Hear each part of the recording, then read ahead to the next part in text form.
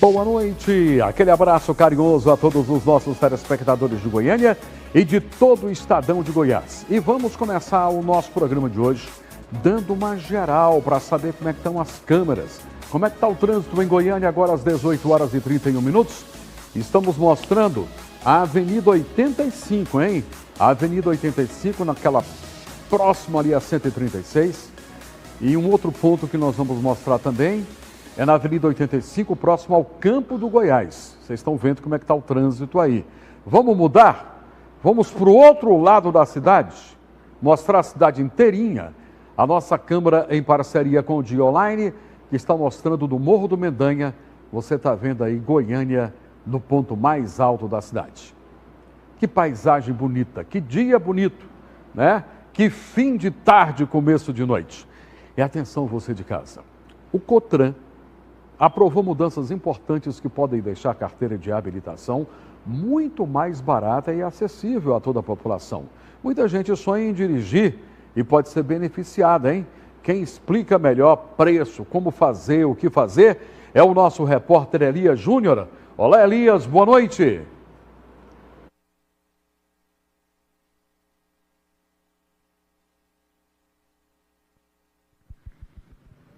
Muito boa noite para você, Sandy Júnior, toda a audiência do nosso Tá Na Hora Goiás. Isso mesmo, mudanças importantes, aprovadas de forma unânime pelo CONTRAN, Conselho Nacional de Trânsito. Vai ficar muito mais fácil tirar a carteira de habilitação.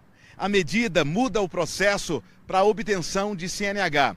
Principal mudança é que a partir da publicação no Diário da União, o que vai acontecer, Sandes? Não será mais obrigatório passar por autoescola para realizar as provas de direção. Exatamente. O que era obrigatório até então, até o momento, continua sendo, mas a partir da publicação, com essa resolução, não vai ser mais obrigatório passar por autoescola para fazer a prova de direção. Muda muito, principalmente em relação aos custos. Existe uma previsão de que, com as mudanças dessa resolução, pode reduzir em até 80% o valor para conseguir tirar a carteira de habilitação. É importante destacar que essa mudança também tem uma previsão.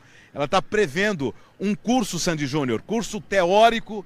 Esse curso teórico é gratuito e de forma digital. Flexibilização das aulas práticas e abertura para instrutores credenciados pelos Detrans, reduzindo a dependência de modelos únicos e aumentando as opções para o cidadão. Então, é uma resolução que muda muito todo esse processo. Começando, Santos, pela abertura.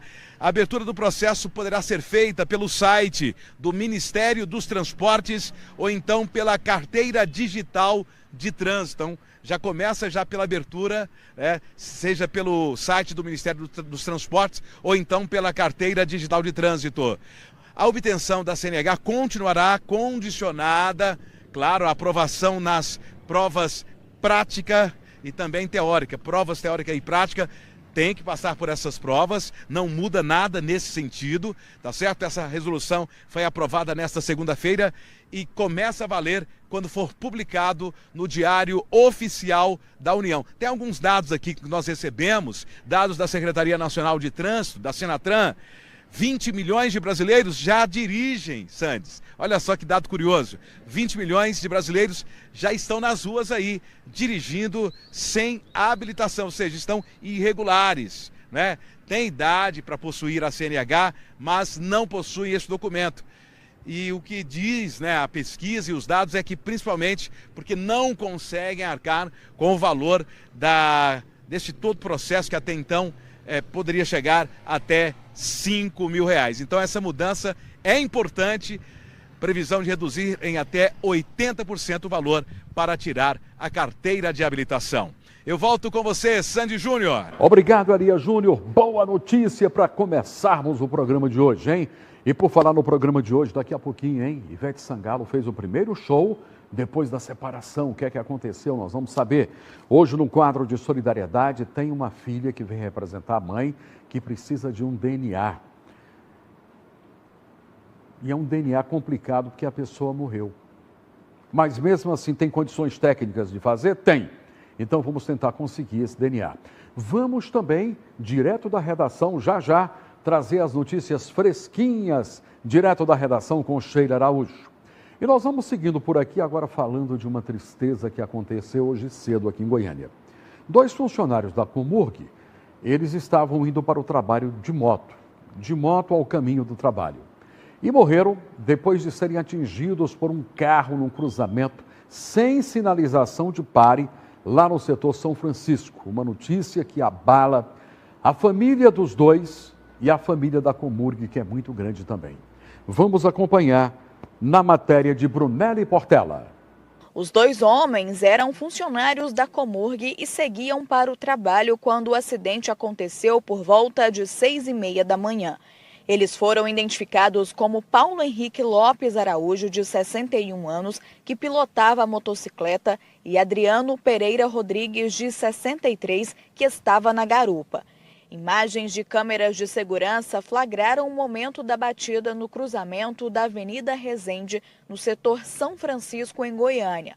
O carro seguia pela avenida e a moto descia pela rua Itararé.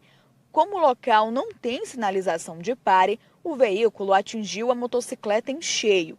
O impacto foi tão forte que a motorista do carro subiu no canteiro central e parou do outro lado da pista. O corpo de bombeiros foi acionado, mas os 2 homens foram encontrados inconscientes e em parada cardiorrespiratória. Eles não resistiram e morreram no local. Wesley, filho de Paulo, conta como recebeu a notícia da morte do pai. A gente soube isso de repente, né, da questão do acidente do meu pai. Meu pai estava se deslocando para ir para o trabalho e aconteceu esse acidente com ele. O irmão de Adriano, a outra vítima, também esteve no local do acidente. Ele não fazia sempre esse trajeto, é porque ele mudou de função e parece que passou outra garagem para ele trabalhar. Aí ele pegou carona com esse rapaz e foi junto, né? Aí aconteceu essa fatalidade. Estava na garupa. Estava na garupa. De acordo com os moradores da região, este não foi o primeiro acidente fatal neste cruzamento. Já ocorreram 3 óbitos. O local não possui sinalização adequada e, na tentativa de chamar a atenção do poder público, a palavra "peraí" foi escrita no chão. Mas, infelizmente, não adiantou. É uma forma goianese de tentar chamar a atenção. A gente escreveu ali para ver se, de alguma forma, o poder público tomaria alguma atitude, né? Mas, infelizmente, não aconteceu. Familiares das vítimas falaram sobre a falta de sinalização que teria contribuído para a morte dos 2 amigos. Eu penso que por falta dessa questão da sinalização, que já vem ocorrendo vários acidentes, que a própria população vem falando sobre esse acidente, infelizmente fatalizou meu pai e o amigo dele de trabalho, o Adriano. Às vezes pode ter sido erro dos 2 motoristas, né? Mas eu acho que você está vendo aí que falta muita sinalização. A perícia esteve no local e os corpos foram retirados da avenida por volta de 10h30 da manhã. Em nota, a Secretaria Municipal de Engenharia de Trânsito informou que uma equipe de sinalização será enviada ainda esta semana ao setor São Francisco para fazer as adequações necessárias, tanto na sinalização vertical quanto na horizontal. Nossos sentimentos às 2 famílias enlutadas, porque as imagens são terríveis, né? Quando bateu ali, eu vi na câmera, falei, meu Deus do céu. Nossa Senhora, foi terrível. E as famílias enlutadas estão pedindo, junto com moradores, que a prefeitura tome providências para sinalizar essa área para que mais mortes não aconteçam. A Comurg lamenta a morte dos 2 servidores que sofreram um acidente na manhã desta segunda-feira, lá na Avenida Resende, no setor São Francisco. Os trabalhadores que atuavam na equipe de poda de gramados estavam a caminho do serviço. A caminho do serviço, informou a companhia. E, lamentavelmente, sofreram este acidente, que foi fatal. Não deu nem para levar para o hospital. Quando a equipe de socorro chegou, comprovou a morte dos 2 colegas de trabalho que iam para a Comurg. Se tivesse um pare ali, mas não tinha nada, sinalização nenhuma, o que é profundamente lamentável. Vamos à redação? Trazer mais notícias com Sheila Araújo. Boa noite, Sheila. Olá, Sandes. Boa noite para você, boa noite a todos que nos acompanham. Já sigo por aqui nessa segundona, trazendo mais informações. Eu já começo falando do caso, Sandes, onde a Polícia Civil apreendeu mais uma grande quantidade de medicamentos de emagrecimento que estavam guardados ali em uma casa, num condomínio no setor Garavelo. Durante a ação, os agentes encontraram mais de 13 caixas de produtos com substâncias que não tinha ali registro na Anvisa e nem aprovação da OMS. Todo esse material ele foi apreendido e levado para a central de flagrantes e o responsável ele vai responder por crime contra a saúde pública. Outro caso, Sandes, que chamou muito a atenção dos moradores em Aparecida de Goiânia, foi a prisão de um homem de 50 anos, ele que foi flagrado ali furtando cabos de telefonia. Ele se passava por técnico, já tinha ali furtado mais de 600 metros de fio ali na região. Segundo os policiais, esse material ele seria vendido em um ferro velho. O suspeito ainda confessou aos policiais que, alguns dias atrás, ele já tinha furtado mais de 2.000 metros de cabo, de fios ali, só que em Goianira. Agora ele segue preso à disposição da Justiça. Um caso revoltante, Sandes, que aconteceu nesse final de semana, que foi muito movimentado. As imagens acabaram ali circulando pelas redes sociais. A gente conta agora para vocês que aconteceu no eixo Anhanguera. Um homem, Sandes, de 36 anos, acabou sendo preso ali depois de cometer importunação sexual. Segundo a Polícia Militar, o suspeito estaria praticando ali atos obscenos em frente a uma jovem de 18 anos. E ao perceber ali que ele estava sendo filmado, ele tentou fugir. Nessa tentativa, ele quebrou o vidro do coletivo. Depois do crime, as equipes de inteligência montaram ali uma operação silenciosa e conseguiram localizar esse homem que confessou o que fez e agora vai responder por importunação sexual e também dano ao patrimônio público. E detalhe, esse criminoso, ele já tinha outras passagens por estupro. E agora a gente fica na torcida de que ele permaneça atrás das grades. Sandes, esse final de semana, como eu disse, foi muito movimentado, não só aqui no estado de Goiás, mas no Brasil como um todo. E por isso eu separei 2 casos, Sandes, que chocaram o Brasil nesse final de semana. Um caso, de João Pessoa, onde um jovem de 19 anos acabou morrendo depois de ter entrado no zoológico, dentro ali do ambiente onde estava um leão. E um outro caso também de uma mulher que acabou sendo atropelada e teve as 2 pernas amputadas. A gente mostra para você. As cenas são impactantes. Vai escrever lá os pés dele lá.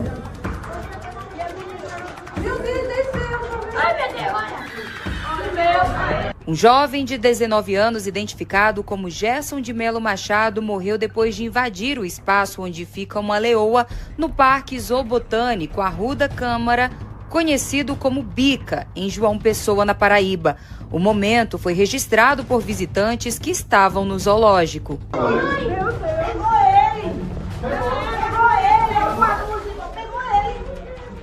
Segundo a prefeitura, ele escalou as grades e entrou no recinto do animal, que acabou o atacando. A vítima, conhecida como Vaqueirinho de Mangabeira, tinha um histórico de transtornos mentais e várias passagens pela polícia. A leoa, Leona, de 18 anos, foi contida sem uso de tranquilizantes e passa bem, mas está sob observação. O parque segue fechado até o fim das investigações. As autoridades destacam qualquer punição ao animal. Já em São Paulo, na Marginal Tietê, outra cena impressionante. Uma mulher de 31 anos foi atropelada e arrastada por um carro e teve as 2 pernas amputadas.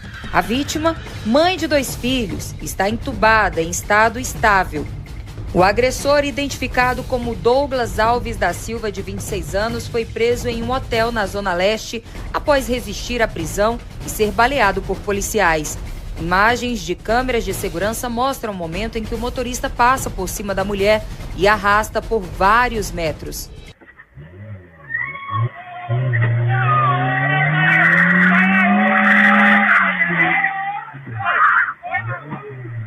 Ele vai responder por tentativa de feminicídio e a família pede justiça e acompanhamento psicológico para a vítima, que segue internada em uma UTI.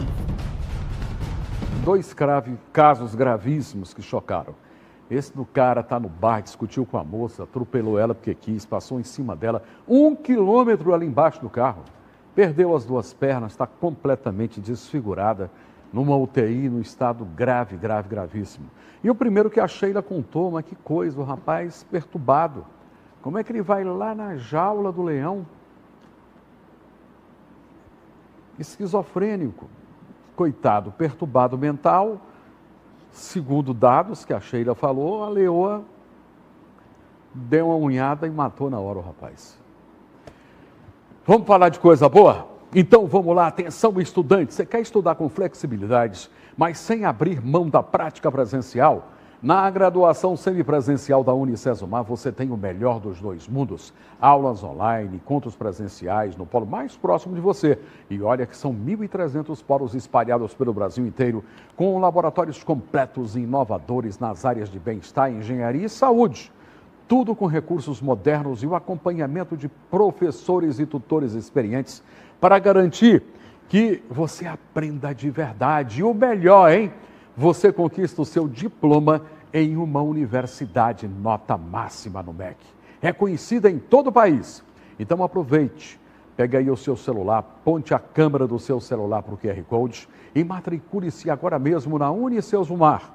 Unicesumar, seu futuro atualizado com sucesso, e você de Goiânia, de todas as cidades de Goiás, podem estudar.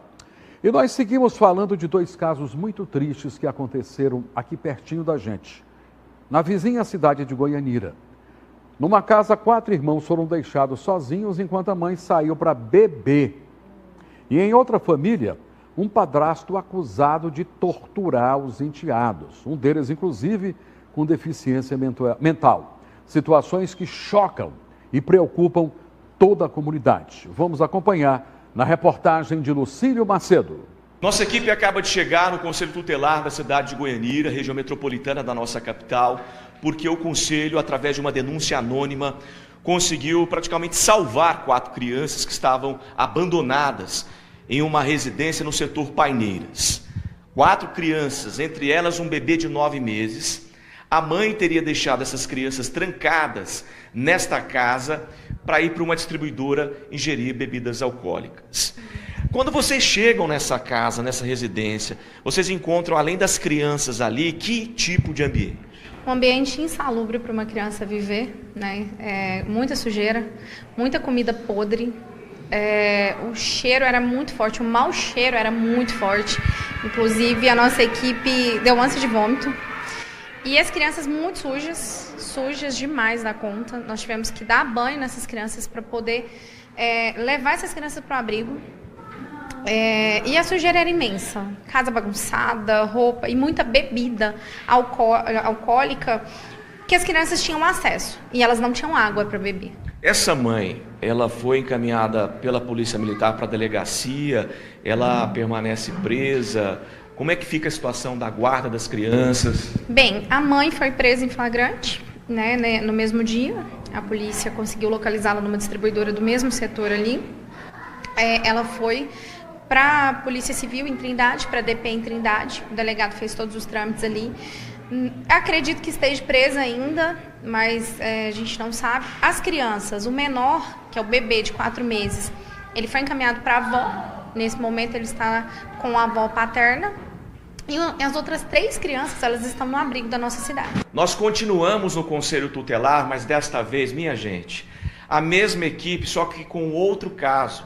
Nesse caso, 2 crianças são vítimas. Eu estou aqui com o mestre, né, o mestre Francisco, ele é conhecido como mestre Francisco, conselheiro tutelar, que atuou também neste outro caso. Desta vez, 2 crianças, quantos anos? Um de 10 e um de 12 anos. Aconteceu no Parque Los Angeles. No Parque Los Angeles. Que é um bairro aqui de Goianira. A denúncia é contra o padrasto e a mãe dessas crianças. O que aconteceu? Como que vocês souberam desse caso e o que aconteceu? Então, justamente, nós estávamos trabalhando e recebemos várias ligações de denúncias que tinha um homem correndo atrás de uma criança com um pedaço de madeira e agredindo. Isso foi revoltante, os populares começaram a nos ligar, a gente imediatamente chegou no local e constatou que a criança estava machucada, indagamos e questionamos aquele meliante, né, aquele cidadão que estava batendo, e vimos também que tinha uma outra criança de 12 anos, já uma adolescente, que também é portador de necessidades especiais. né? E naquele momento a gente conseguiu separar aquelas crianças do agressor e começou a questioná-las. O caso se tornou agravante quando a gente viu ali as marcas de mordida, de queimadura de cigarro, os joelhos deles todos marcados por ficar ali de castigo em cima de tampinha, e aquele homem muito alterado. Em seguida a gente chamou a polícia, né? E efetuou a prisão daquele senhor, e pegamos aqueles adolescentes, aquele adolescente, aquela criança, encaminhamos para o hospital, para relatório médico, mas assim, o fato, pior de tudo, é que a gente viu a condição degradante, né, e humilhante, vexatória que aquelas crianças eram expostas. Inclusive, conversando com eles, a gente viu também que a mãe também agredia e também era conivente com as agressões. Como é que fica a situação agora da mãe, já que ele já foi autuado, situação de flagrante, tortura, não é isso? E a mãe, ela também será autuada e as crianças vão ficar com quem? No momento a mãe também foi para a delegacia, também, né, prestou esclarecimentos, também vai responder pelo crime, e o senhor, né, o meliante, o agressor, ele que é o padrasto, ele também naquele momento ficou detido. As crianças nós encaminhamos para o abrigo, para acolhimento institucional, né? E a mãe, como foi conivente, a gente afastou provisoriamente, né, ela do convívio, do contato com eles. Estaremos remetendo o caso ao Poder Judiciário, ao Ministério Público, para providência. E as crianças já tiveram todos os procedimentos cabíveis, né, para garantir o seu bem-estar maior perante o Conselho Tutelar e os órgãos de proteção da criança e adolescente. Sofrimento dessas crianças. Daqui a pouquinho tem as quentíssimas no meio artístico brasileiro. Conhece o Pablo? Pablo é o rei da sofrência. Tem uma entrevista com o Pablo. Viviane Araújo, rainha de bateria, vai trabalhar junto com o ex, o Belo. Aguardem. E temos também Ivete Sangalo no primeiro show depois da anunciada separação. O que é que aconteceu nesse show? Vamos saber isso tudo daqui a pouquinho com a Jussara Ávila em Notícias no Meio Artístico Brasileiro. Hoje tem um caso muito interessante no quadro de solidariedade. Imagine uma mãe que teve um filho, uma filha, e na hora de organizar tudo, do pai fazer o reconhecimento, o DNA, ele morreu. É possível fazer esse DNA? Vamos conseguir? Vamos tentar. Daqui a pouquinho vamos tentar conseguir esse DNA. Aguardem, porque agora tem inteligência emocional.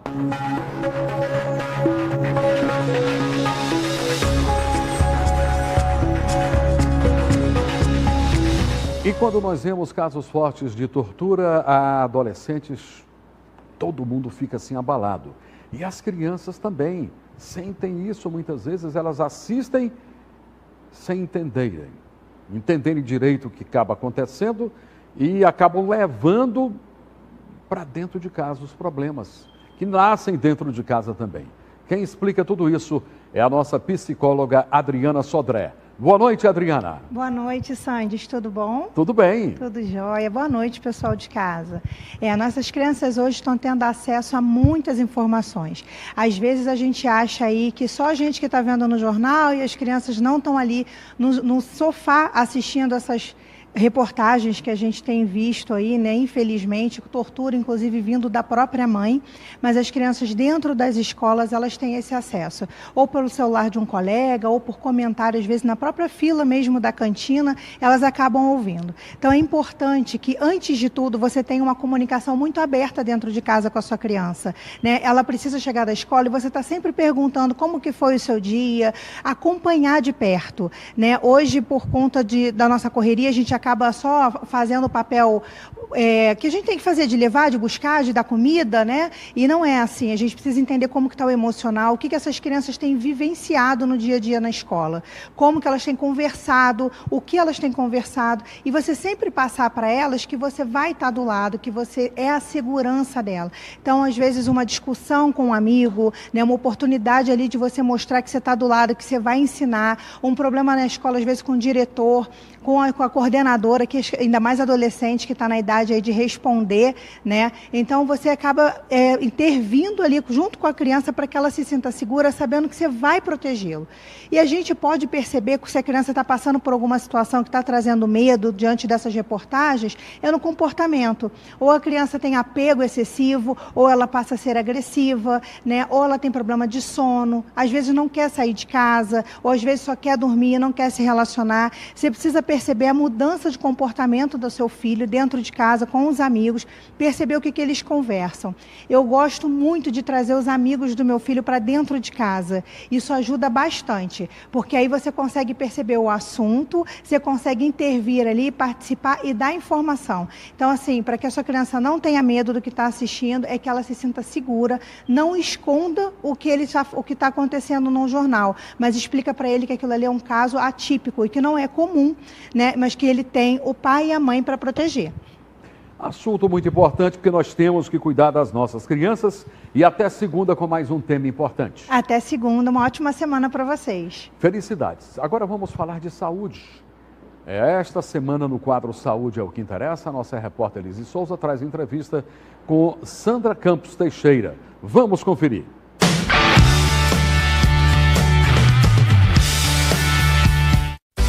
Boa noite, Sandys. Boa noite, pessoal de casa. Uma excelente semana aí para todos vocês. E durante toda essa semana a gente vai conversar com a médica endocrinologista Sandra Campos. Boa noite, doutora, tudo bem? Boa noite, Liz. Boa noite, Sandys.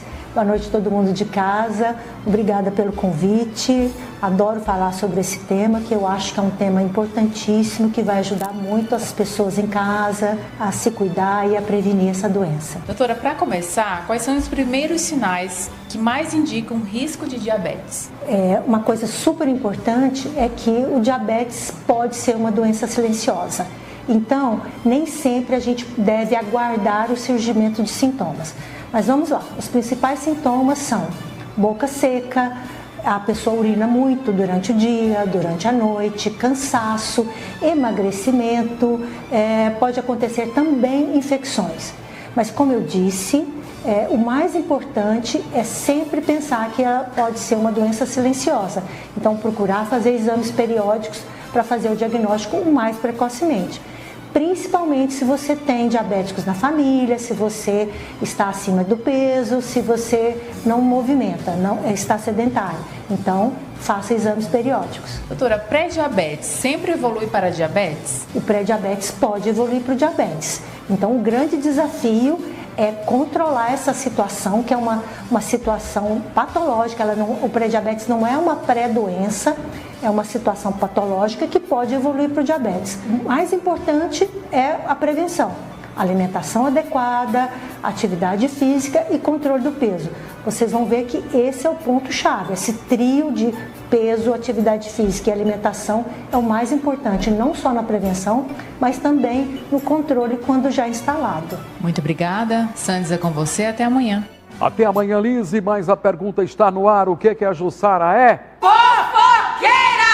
Boa noite, Jussara. Boa noite, Sandys. Boa noite, pessoal de casa. E hoje tem fofoca boa, né? Tem fofoca, tem entrevista. Por falar em entrevista, vamos começar com a entrevista. Onde você falou com Pablo? Eu estava em Brasília, gente. Durante a entrevista aí, lá no Festival do Parque BSB, ele nos contou sobre o novo projeto Bodega do Pablo e como se divertia na infância. Olha só.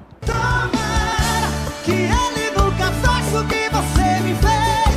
Pablo, tudo bem, Pablo? Oh, maravilha, tudo bacana, graças a Deus. Pablo, seguinte, vamos fazer algo diferente aqui hoje. Nós estamos em um evento onde une cultura, tecnologia, mas o que não sai de moda de jeito nenhum é o arrocha, é o brega e ninguém melhor do que você para falar sobre isso, né, Pablo?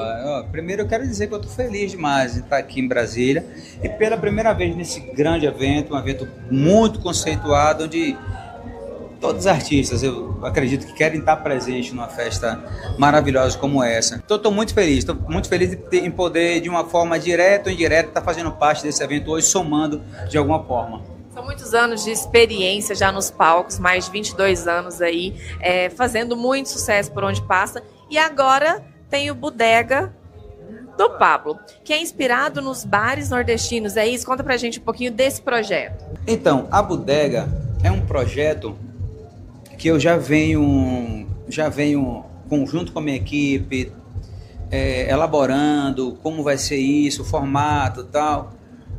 E a gente conseguiu tirar do papel. A Bodega é uma cidadezinha bem pacata, é o interior, é tanto que o palco é aquela coisa da terra mesmo, tal. É tudo muito original, assim, sabe? Pra gente viver um pouco da história dos anos 80, dos anos 90, né? A roupa é igual, tudo que compõe ali a bodega é tudo anos 80, anos 90, para trazer uma coisa, uma nordestina de verdade, para essa galera hoje, né?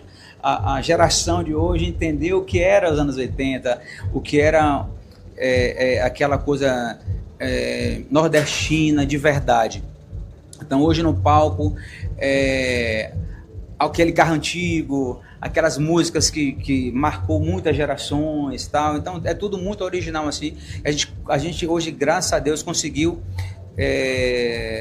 levar para o Brasil todo, estamos levando para o Brasil inteiro o que é realmente a nossa cultura nordestina. Esse é o Pablo, obrigada. Bom show, sucesso para você, sempre maravilhoso te encontrar. Obrigada. Tá aí o Pablo dando o seu recado, que todo mundo conhece, o rei do Arrocha e do Brega também. E a Viviane Araújo, que foi casada com Belo.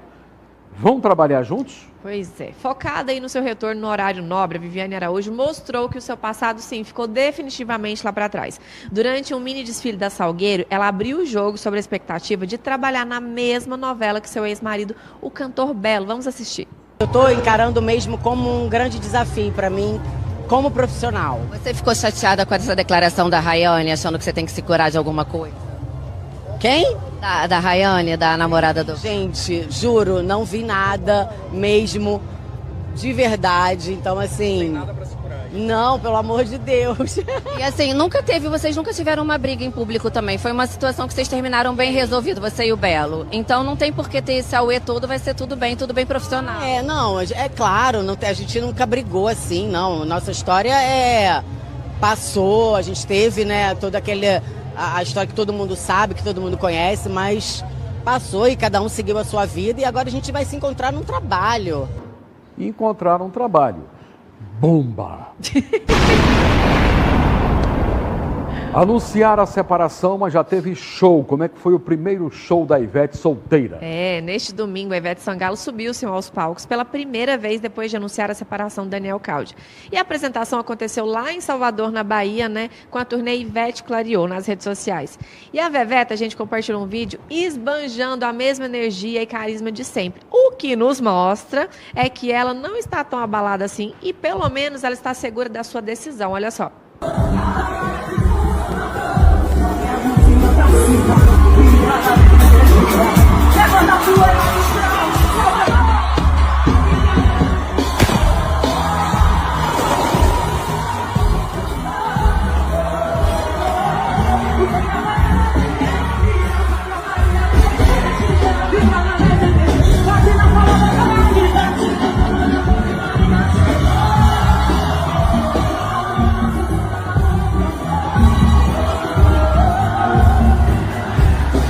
É linda, canta bem, vida que segue, a fila vai andar. E tá solteiríssima, e é isso que importa, tá feliz, tá bem.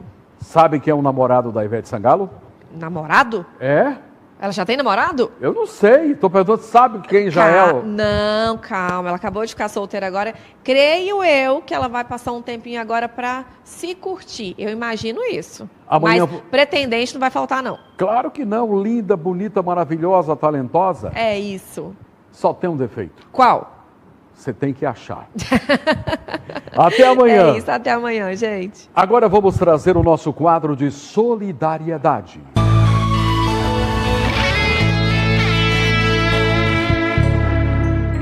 Estou aqui todos os dias para realizar o seu sonho. Você sabe que é por sorteio. O endereço está aqui. Está na hora Goiás, @tvsd.com.br. Você é a Cauane. Filha da dona Lúcia de Freitas Lúcia. Dona Lúcia é jovem, tem 45 anos. A Cauane tem quantos anos? 18 anos. 18 anos. 18. E a sua irmãzinha, que a sua mamãe está querendo o DNA? Ela tem 13 anos de idade. Tem 13 anos. Então a sua mãe teve um relacionamento com uma pessoa jovem, que morreu jovem, com 40 e poucos anos, numa doença.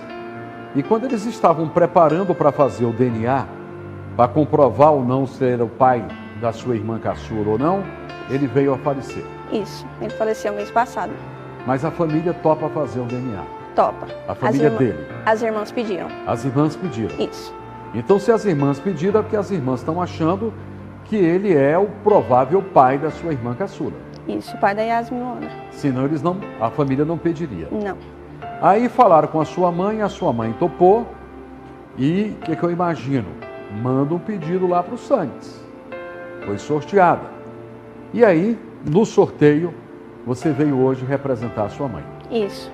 Então a esperança da sua mãe, eu imagino que é sua, da família toda, por parte da sua mãe, por parte da família dele, é de fazer esse DNA. De fazer esse DNA para ter a comprovação. Todo mundo acha que vai comprovar. Sim. Mas precisa fazer. Precisa para ter 100% de certeza. Agora, para ter 100% de certeza, precisa ganhar o DNA para fazer, né? Isso. E você está achando que vai ganhar ou não? Creio eu que sim. Crer é uma coisa e ter certeza é outra. Então nós vamos ter certeza agora se vai ganhar ou não. Então, produção, ela está representando a mamãe. A dona Lúcia Freitas, de 45 anos. É a Cauane, de 18. Então a pergunta é a seguinte: para comprovar ou não essa paternidade, ela ganhou ou não ganhou o DNA?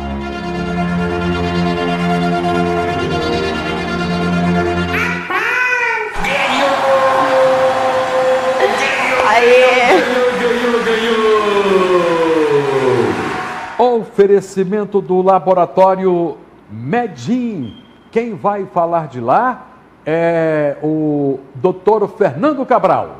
Boa noite a todos do programa Tá na Hora Goiás. Sandes, bom, nós estamos com um caso de exame de DNA da dona Lúcia de Freitas, onde temos genitor e filho investigante de um lado e suposto pai do outro. Fique tranquila, dona Lúcia. O Medgen irá realizar o seu exame sem nenhum custo para vocês. Nós ficamos ali na Avenida Paranaíba, número 1307, no setor central de Goiânia. Nosso telefone é DDD 62 3646 9616. Medgen, tecnologia avançada em DNA.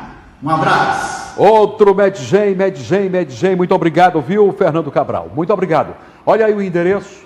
Avenida Paranaíba, 1307, centro, em frente ao Estádio Olímpico. Olha o telefone fixo, olha o WhatsApp, olha o Instagram, olha o www.medgen.com.br. Você pode fazer o seu exame lá também. Ela acaba de ganhar, não vai pagar nada, como disse o Fernando Cabral. E aí, Cauane, feliz, satisfeita? Muito satisfeita. Quero agradecer primeiramente ao Sandes e toda a equipe da TV Serra Dourada. E ao laboratório Medgen. E ao laboratório Medgen. É isso aí, muito obrigado, dê um abraço na sua mãe. Vamos torcer para que tudo dê certo.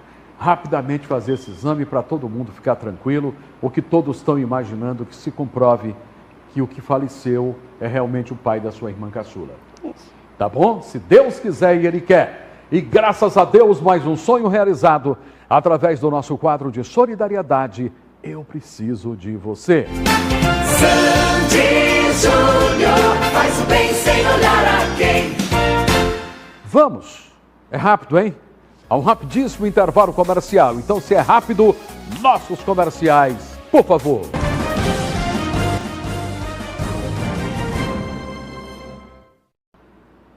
Estamos de volta agora para falar de um problema grande, que está mexendo com muita gente aqui em Goiânia.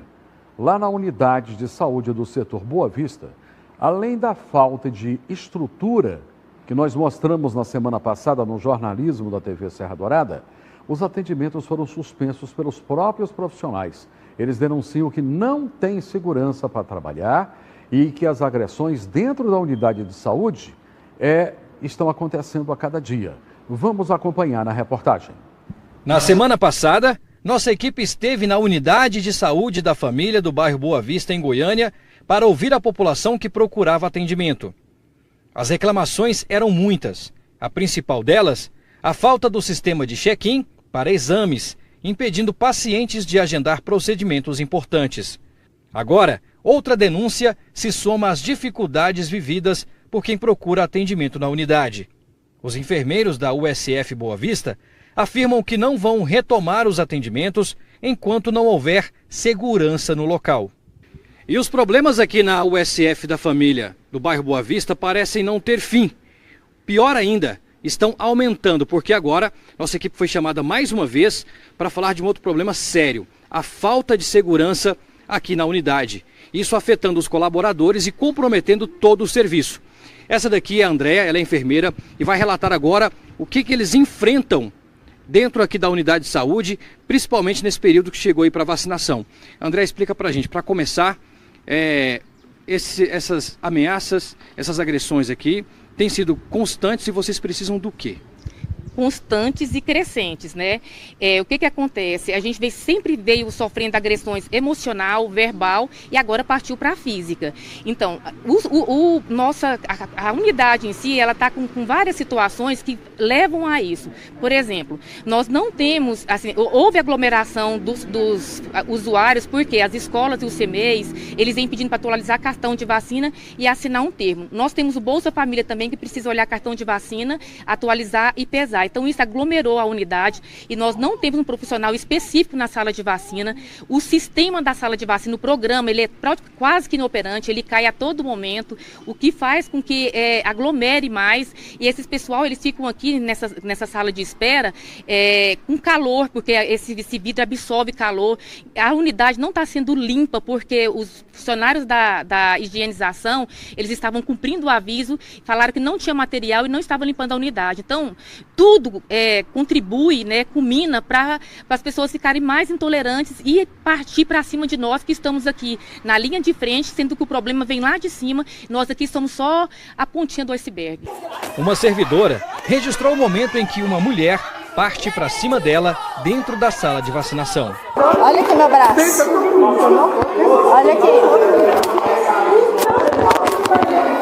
Você não merece isso, você não merece. Nesta segunda-feira, a unidade não disponibilizou o serviço de vacinação.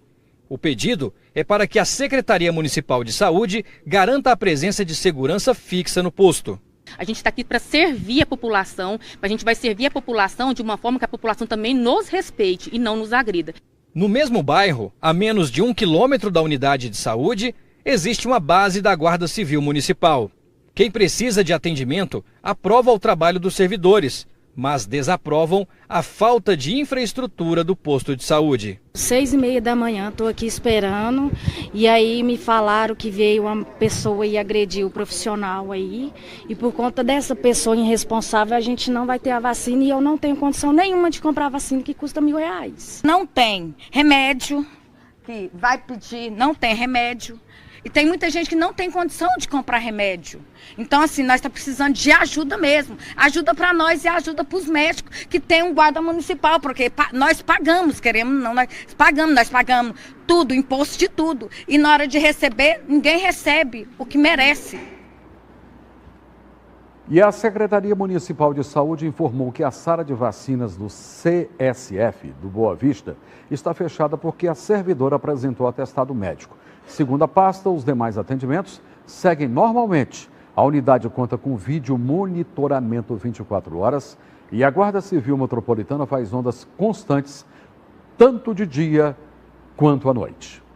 Dito isso, vamos à redação trazer mais notícias com Sheila Araújo.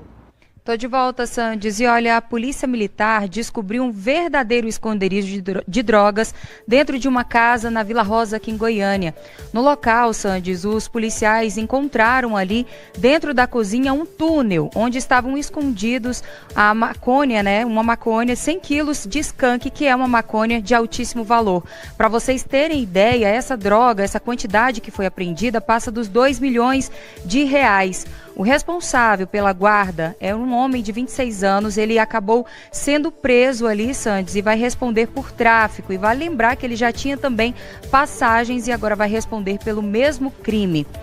Eu trago agora, Sandes, em destaque aqui para todos que nos acompanham, vários casos que aconteceram aí nesse final de semana e eu convido a todos a acompanhar o nosso giro policial. Vamos ver. Em Formosa, 2 pessoas morreram e uma ficou ferida em um acidente na GO 116. A batida entre os 2 carros foi tão forte que deixou os veículos completamente destruídos. Um dos motoristas morreu preso às ferragens e o outro não resistiu após ser levado ao hospital. E em Serranópolis, o domingo terminou com um cenário de desespero na GO 184. 3 veículos se envolveram numa colisão na ponte Rio Verdinho. Um dos carros caiu no rio e deixou 2 ocupantes desaparecidos. Mergulhadores do Corpo de Bombeiros seguem nas buscas. Em Senador Canedo, a violência veio de um outro jeito. Um homem de 36 anos foi preso acusado de estuprar uma adolescente de 15 anos numa área de mata. Ele já tinha várias passagens e usava tornozeleira eletrônica. Na capital, uma discussão terminou em tragédia. 2 homens jogavam sinuca em um bar Jardim Marilisa, em Goiânia, quando começaram a brigar. Um golpeou com taco e o outro revidou com faca. O agressor fugiu, mas foi preso em Anápolis e confessou o crime. E em Anápolis, a confusão foi entre mulheres. A briga começou depois do final da Libertadores e terminou em quebradeira dentro de um bar, no conjunto Filóstro Machado. Ninguém ficou ferido, mas o caso foi registrado pela Polícia Militar. Olha só, com o calor extremo e a bandeira vermelha, a conta de luz disparou em Goiás. Em muitas casas e comércios, o valor praticamente dobrou. Vamos conferir. Segundo a Equatorial Goiás, a classe residencial registrou o maior aumento da série histórica, um crescimento de 14% em relação ao mês anterior. A média de consumo chegou a 240 kW por unidade, reflexo direto do calor intenso que vem passando dos 40 graus. Comércios como sorveterias, lanchonetes e mercados estão entre os mais afetados. E além do calor, o peso vem da bandeira vermelha, que acrescenta R$ 4,46 a cada 100 kW consumidos. Especialistas afirmam que pequenas atitudes fazem diferença. Limpar filtros do ar-condicionado, evitar abrir geladeira toda hora e usar a função econômica dos equipamentos ajudam a reduzir o consumo. A expectativa é que, com a chegada das chuvas, o consumo volte a se estabilizar. Até lá, o jeito é economizar enquanto o calor e a tarifa continuam apertando o bolso do goiano. Aqui a notícia não para. Está chegando o Jornal Serra Dourada com Adriana Bueno. Boa noite, Adriana. Boa noite, Sam.